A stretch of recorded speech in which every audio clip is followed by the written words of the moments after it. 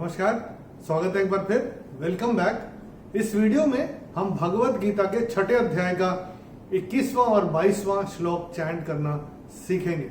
In this video we will learn how to chant the 21st and the 22nd shloka of chapter 6 of the Bhagavad Gita. और 21वां श्लोक हम इस तरह से चैंट करते हैं। द 21st श्लोक गोज लाइक दिस।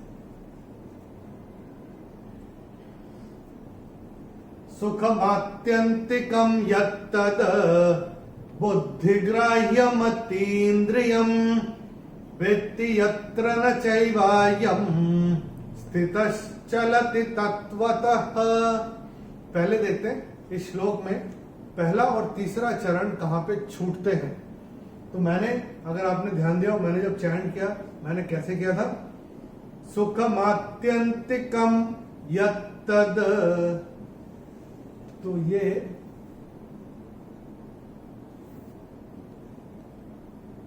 पहला चरण यहां पे छूटेगा। और तीसरा चरण कैसे कहता? वेत्ति यत्र न चैवायम्, ये यहां पे छूटेगा तीसरा चरण। अभी देखते हैं इस श्लोक में कौन कौन से नियम लागू होते हैं। The rules that apply on this shloka. Let's have a look. ये पहले चरण में क के ऊपर ये जो अनुस्वार आ रहा है, ये अनुस्वार के बाद का अक्षर है य, और अनुस्वार के बाद जब य आएगा तो अनुस्वार का उच्चारण होगा म। तो ये हम अपनी किताब में नोट करके रख सकते हैं। और इसमें दूसरे चरण में चैंटिंग के हिसाब से कोई नियम है नहीं। तीसरे चरण में य के ऊपर ये जो अनुस्वार आ रहा है चरण की समाप्ति पे आ रहा है, इसलिए इसका उच्चारण केवल और केवल म ही होगा। और चौथे चरण में जो विसर्ग आ रहा है चरण की समाप्ति पे, इसका उच्चारण केवल और केवल ह ही होगा। तो ये कैसे होगा? स्थितश्चलति तत्वतः, ऐसे करके इसका उच्चारण होगा। चलिए एक बार मिलके चैंट करेंगे। मैं करूंगा, मेरे पश्चात आप चैंट करिएगा।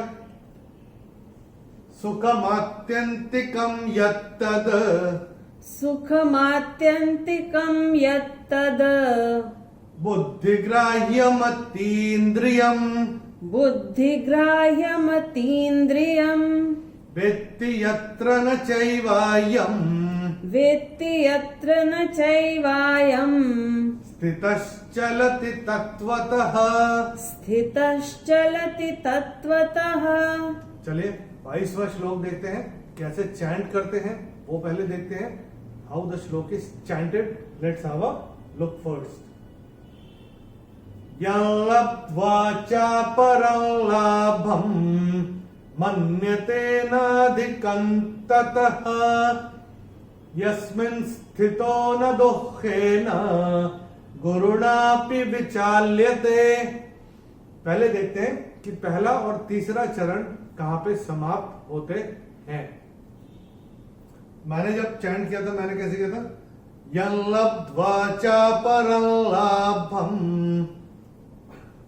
ये यहां पे पहला चरण समाप्त होगा। यस्मिन् स्थितो न दुःखेन, यहां पे तीसरा चरण समाप्त होगा। तीसरा चरण यहां पे छूटेगा। अभी देखते हैं इस श्लोक में कौन कौन से नियम लागू होते हैं। The rules that apply on this श्लोक। ये य के ऊपर पहले चरण में जो अनुस्वार आ रहा है उसके बाद का अक्षर है ल, और अनुस्वार के बाद जब ल आएगा तो नियम के हिसाब से इसका उच्चारण होगा म।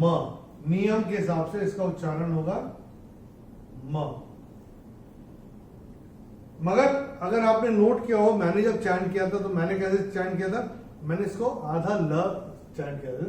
यल्लब्ध्वा चापरं लाभं, मैंने ऐसे करके चैंट किया था। तो अगर हम म बोलते हैं तो वो नियम के हिसाब से सही है ही, बट आधा ल भी इस्तेमाल कर सकते हैं। यल्लब्ध्वा ऐसे भी कर सकते हैं, यम लब्ध्वा ऐसे भी कर सकते हैं। ऐसे ही र के ऊपर जो अनुस्वार आ रहा है उसके बाद का अक्षर भी ल है, तो इसका उच्चारण भी म ही होगा, मगर जब अनुस्वार के ल आता है तो हम आधा ल उसको चैंट करते हैं, बाकी म चैंट कर सकते हैं नियम के हिसाब से। भ के ऊपर ये जो अनुस्वार आ रहा है चरण की समाप्ति पे आ रहा है, तो इसका उच्चारण केवल और केवल म ही होगा। दूसरे चरण में ये जो क के ऊपर जो अनुस्वार आ रहा है उसके बाद का अक्षर है त, और अनुस्वार के बाद जब त आएगा तो अनुस्वार का उच्चारण होगा न। तो ये भी हम अपनी किताब में नोट करके रख सकते हैं। ये जो विसर्ग आ रहा है त के बाद दूसरे चरण की समाप्ति पे आ रहा है, तो उसका उच्चारण केवल और केवल ह ही होगा। ततः मन्यते नाधिकंततः, ऐसे करके ये आएगा। और ये तीसरे चरण में ये जो शब्द हमको दिख रहा है दुख दुख, तो ये जो विसर्ग है, विसर्ग के बाद का अक्षर है ख, तो इसको विसर्ग का जो उच्चारण हम करेंगे वो हम करेंगे आधा ख,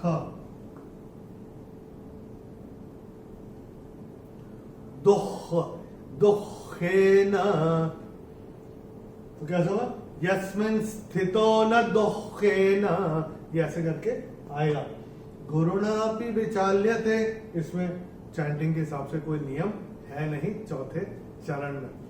चलिए एक बार मिलके चैंट करेंगे, मैं करता हूं, मेरे पश्चात आप चैंट करिएगा।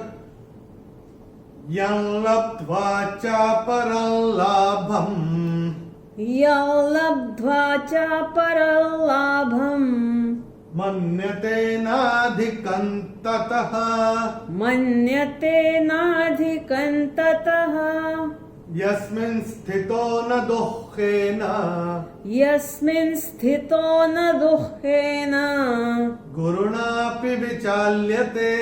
गुरुणापि विचाल्यते। चलिए एक बार दोनों श्लोक मिलके चैंट करते हैं। Let's experience the bliss of the Bhagavad Gita chanting.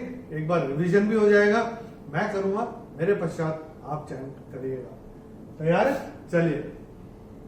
सुखमात्यंतिकं यत्तद्, सुखमात्यन्तिकं यत्तद्, बुद्धिग्राह्यमतीन्द्रियम्, बुद्धिग्राह्यमतीन्द्रियम्, वेत्ति यत्र न चैवायम्, वेत्ति यत्र न चैवायम्, स्थितश्चलति तत्त्वतः, स्थितश्चलति तत्त्वतः, यं लब्ध्वा चापरं लाभम्, यं लब्ध्वा चापरलाभम्, मन्यते नाधिकंततः, मन्यते नाधिकंततः, यस्मिन् स्थितो न दुःखेन, यस्मिन् स्थितो न दुःखेन, गुरुणापि विचाल्यते।